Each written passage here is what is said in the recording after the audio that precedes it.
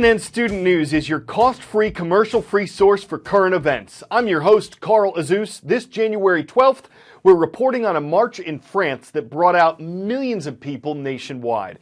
It followed a week of terrorism in the European country.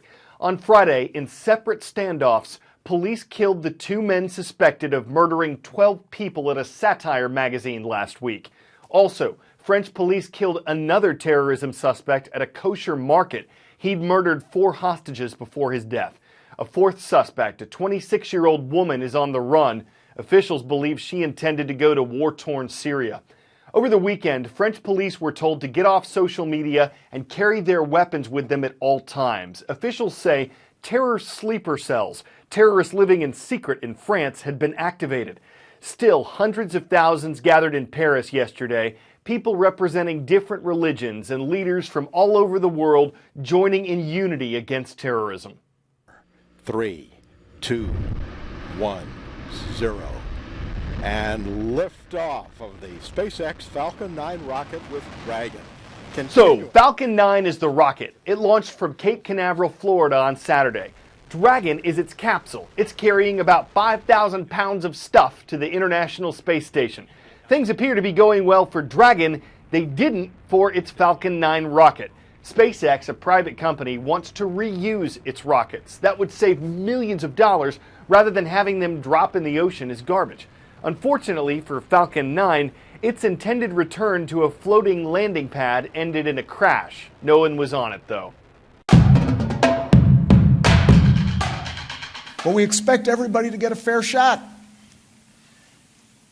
And in exchange, we do our fair share. That's the basic bargain at the heart of this country. If you work hard, you can get ahead. It shouldn't matter what your last name is or what we look like or what family we were born into or how we worship. What matters is effort and merit. That's the promise of America. And the way we deliver on that is making sure that our education system works on behalf of every person who lives here. President Obama promoting his new plan to make 2 years of community college free for students. They'd have to go at least part-time, and they'd have to keep a GPA of 2.5 or higher. The White House estimates this would help 9 million students, prepare them for better future jobs, and save them $3,800 a year in tuition if they go full-time. But if students don't have to pay for it, who does?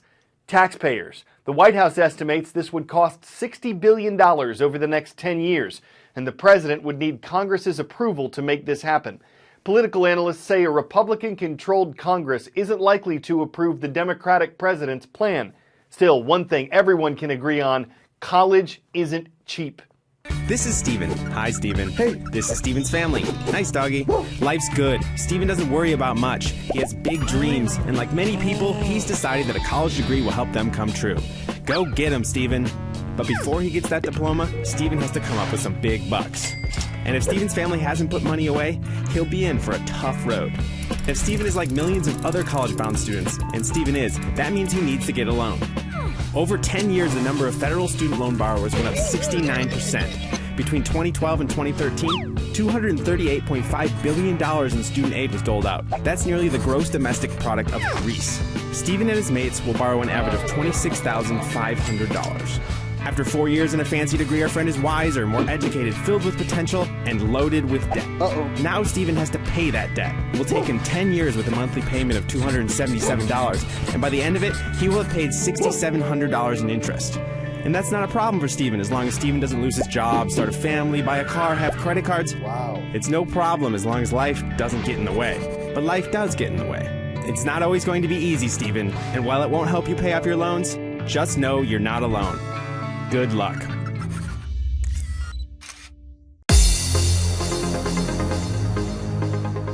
Carl Azus, present. Let's see who else is answering our CNN Student News roll call. Hoover Middle School is. The Hawks are in flight over Albuquerque, the most populated city in New Mexico. We're going to bundle up for a stop in Kaukauna, Wisconsin. The high there today is 16, but if anyone can handle it, it's the Galloping Ghosts of Kaukauna High School. And on the East Coast, you'll find the city of Aiken in South Carolina. It's where the Rams of Schofield Middle School are watching. The U.S. government's jobs report comes out early each month. It looks at numbers from the previous month, and analysts say December was a good one. The nation's unemployment rate dropped 0.2%. It's now at 5.6%. And the U.S. added 252,000 jobs in December. Where are they? All over. Business services, construction, food services, healthcare. Altogether, 2014 was the best year for hiring since 1999, a good sign for the U.S. economy. Many who lost their jobs in the Great Recession are getting them back, but there's a problem. They don't pay as much. Average wages actually dropped 0.2% in December. They went up 1.7% in all of last year. That barely keeps pace with inflation, and that's why many American workers don't feel an improvement. If you were asked on Family Feud to identify the most common New Year's resolutions, and you said lose weight, survey says, ding, it's often number one, always high on Americans' lists.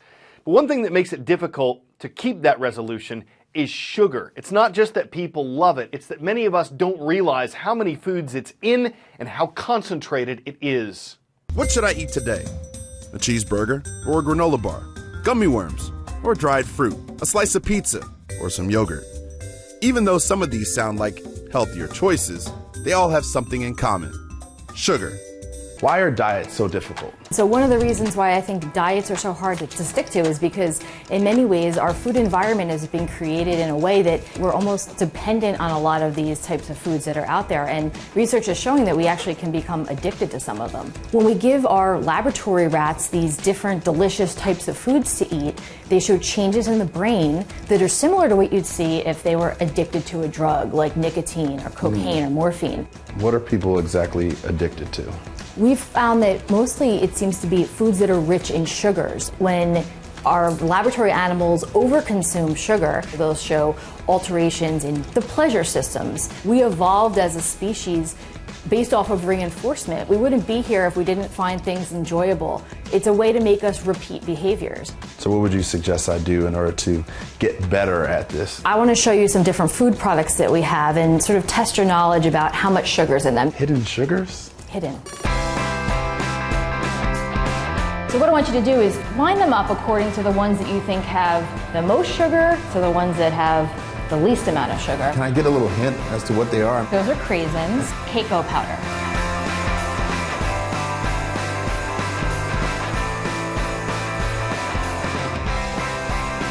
All right, so I feel like the most sugar here.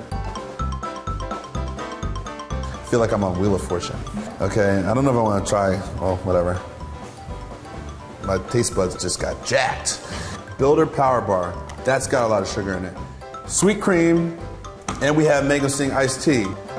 What say you, Doc? Well, let's talk about what you lost on. So this one, the craisins. It's craisins. When you take cranberries and you dehydrate it, you also concentrate the naturally occurring sugar into a very small piece of food now.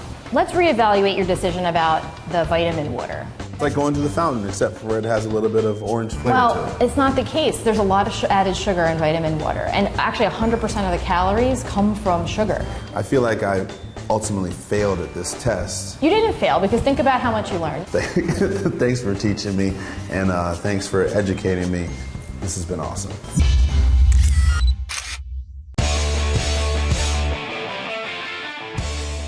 Before we go, science! Reporters try all sorts of things to show how cold it is outside. Tossing boiling water in the air, freezing a pizza. This sums it up simply. In a bubble. Watch it freeze before your very eyes. A CNN reporter mixed corn syrup and dish soap to keep it from popping. The rest, nature took care of. This was shot in Alberta, Canada, where recent temperatures have been between 8 and negative 25 degrees Fahrenheit. It was an nice way to illustrate the cold, to bring things full circle, to show you the sphere of the chill. Though our puns sometimes get a frosty reception, a lot of icy stares, and a brisk brush off from everyone who's just too cool for them. I'm Carl Azus for CNN Student News.